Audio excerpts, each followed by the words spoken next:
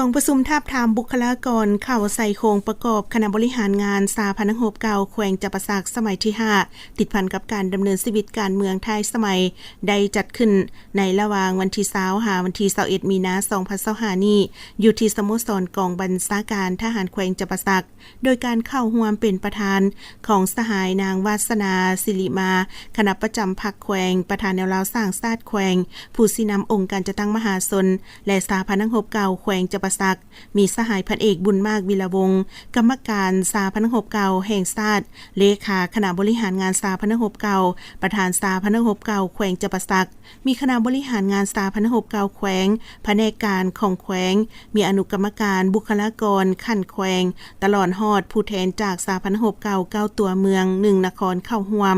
สหายพันเอกบุญมากวิรวงศ์ได้ยกให้เห็นความหมายความสำคัญของกองประชุมเพื่อเป็นการทาบทามเอาบุคลากรเข้าในโครงประกอบคณะบริหารงานสาพันธ์เก่าแขวงจับสักให้สำเร็จผลตามระดับคาดหมายพร้อมนี้ก็ได้รับฟังการผ่านเอกสาร4บทของคณะโฆษณาศูนย์กลางพรรครับฟังการผ่านคำแนะนำของคณะกวดการศูนย์กลางพรรคเกี่ยวกับการก้าเกียมและดำเนินกองประชุมท้ายสมัย3ขั้นของพรรค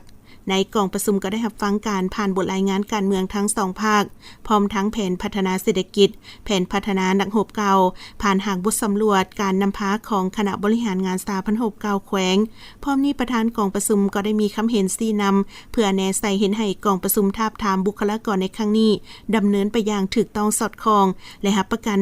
การทาบทามบุคลากรเข้าใส่โครงประกอบคณะบริหารงานสาพันธ์เก่าแขวงจับสักให้ได้ตามมาตรฐานเงื่อนไขที่กำหนดไว้พร้อมเดียวกันก็ได้ผ่านทางสำรวจบุคคลโดยเริ่มจากประธานรองประธานและคณะบริหารงานสาพันธ์เก่าแขวง